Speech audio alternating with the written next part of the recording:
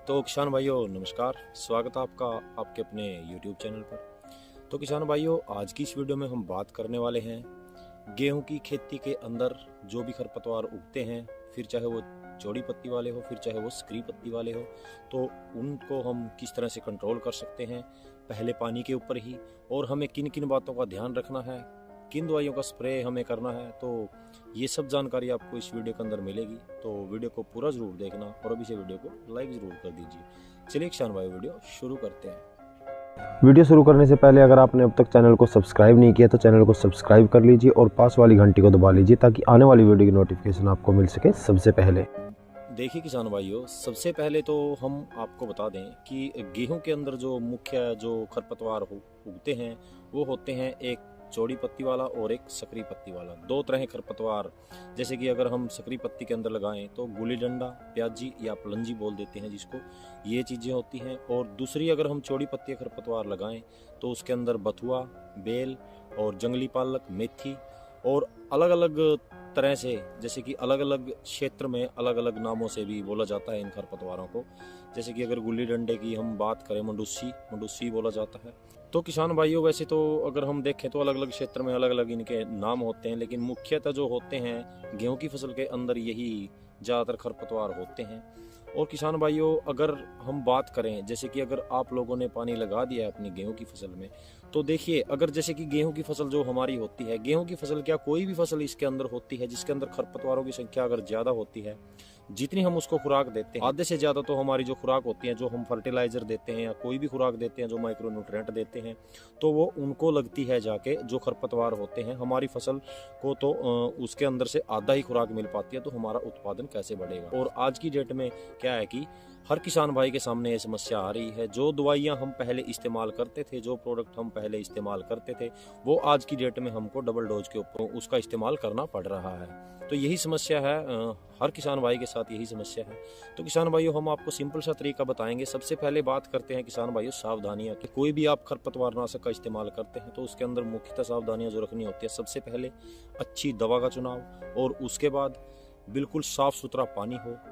तीसरी बात, उसके अंदर आप लोग कोई भी हर्बिसाइड कर रहे हैं तो उसके अंदर कोशिश करें कि हाथ वाले टंकी से आप लोग छिड़काव कीजिए अपने खेत में। कोई भी हर्बिसाइड, कोई भी खरपतवार नाशक दवा का इस्तेमाल कर रहे हैं, हाथ वाले टंकी का इस्तेमाल कीजिए। उसके अंदर कट नोजल का इस्तेमाल आप लोग कीजिए और पूरी मात्रा के साथ पानी पूरा लगाइए।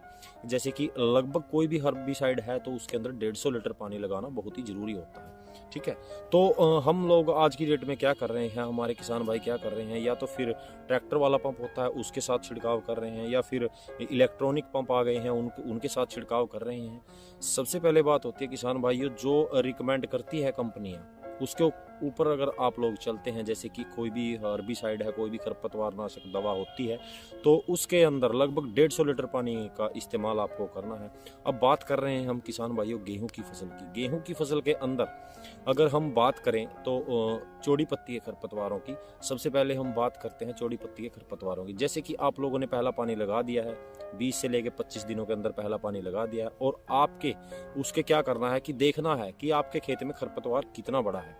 अगर 3 से 4 पत्ती का खरपतवार आपके खेत में है तब तो उसको कंट्रोल कर सकते हैं, कोई दिक्कत वाली बात नहीं है। लेकिन अगर इससे ज़्यादा बड़ा हो गया तो उससे ज़्यादा हैवी टेक्निकल आपको इस्तेमाल करने पड़ेंगे। हो सकता है उससे आपकी गेहूं की फसल को भी नुकसान हो, वो बर्निंग आ जाए, उसके ऊपर पीला पड़ जाए और वो उसकी ग्रोथ रुक जाती है, और उस वजह से हमारे उत्पादन में वो कमी आ जाती है। तो ये गलतियां अक्सर हम लोग करते हैं। तो सबसे पहले क्या करना है, जैसे पहला पानी हम लोगों ने लगा दिया है, ठीक है, तो पहले पानी से पहले हम बात करते हैं। देखिए, जैसे पहला पानी आप लोगों ने लगा दिया है 20 से 25 दिनों के अंदर, और आपके खेत में देख लीजिए आप कि किस तरह के खरपतवार हैं। अगर चौड़ी पत्ती के खरपतवार हैं तो आप लोग क्या कर सकते हैं, चौड़ी पत्ती के खरपतवार के लिए जब आपने पानी लगा दिया है उसके अंदर जब पैर टिकने लग जाए, नमी हो, काफ़ी अच्छी नमी हो, बरकरार हो अपने खेत में, तो उसके अंदर आपको मैक्सोसल्फान 20% जो WG फॉर्म में आता है टेक्निकल मार्केट के अंदर, तो उसका इस्तेमाल कीजिए आप चौड़ी पत्ती के खरपतवार के लिए।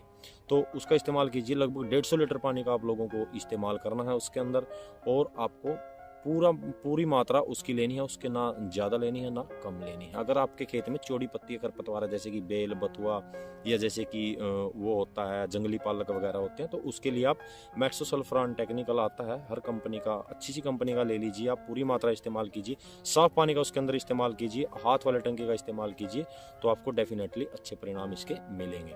अब दूसरी बात आती है किसान भाइयों सक्रिय पत्ती वाले खरपतवार, जैसे कि हमने बताया आपको गुली डंडा है। सबसे पहले तो बहुत बड़ी समस्या है किसान भाइयों के सामने गुली डंडे की भी, तो उसके लिए आप लोग गुली डंडा है या जैसे कि जई होती है, जैसे उसको कई जगह पे पलंजी भी बोल देते हैं, या प्याजी होती है, तो उसके लिए आप लोग क्लोडिनाफोब इथाइल जो होती है 1 पैकेट का इस्तेमाल कर सकते हैं अपने खेत के अंदर।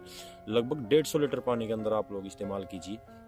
और अगर हम बात करें किसान भाइयों कि अगर आपके खेत में चौड़ी और सकरी पत्ती के दोनों तरह खरपतवार है, तो आप लोग इन दोनों दवाओं का मिश्रण करके अलग अलग से इनका घोल कर लीजिए और उसके टंकी के अंदर डालते जाइए। तो इस तरह से आप लोग दोनों तरह खरपतवारों का नाश अपने खेत से कर सकते हैं, चौड़ी पत्ती का भी और सकरी पत्ती का भी। सिर्फ ध्यान रखने योग्य यही बातें हैं किसान भाइयों कि 3 से 4 पत्ती के आपके खेत में खरपतवार हों, साफ सुथरे पानी का इस्तेमाल करना है, लगभग 150 लीटर पानी का आपको इस्तेमाल करना है, और इसके अंदर आपको हाथ वाली टंकी का इस्तेमाल करना है, और अच्छे तरीके से आप लोग स्प्रे कीजिए, तो आपको डेफिनेटली इसके 100% रिजल्ट देखने को मिलेंगे आपके खेत में।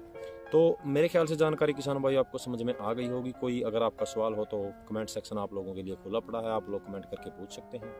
जानकारी अगर आपको अच्छी लगी हो तो वीडियो को लाइक कर दीजिएगा, अपने तमाम किसान भाइयों में इस जानकारी को शेयर जरूर कीजिएगा, और अगर आप हमारे चैनल पर पहली बार आए हैं तो प्लीज़ चैनल को सब्सक्राइब जरूर कर लीजिएगा। तो मिलते हैं जल्दी एक और नई जानकारी के साथ, तब तक के लिए जय हिंद दोस्तों।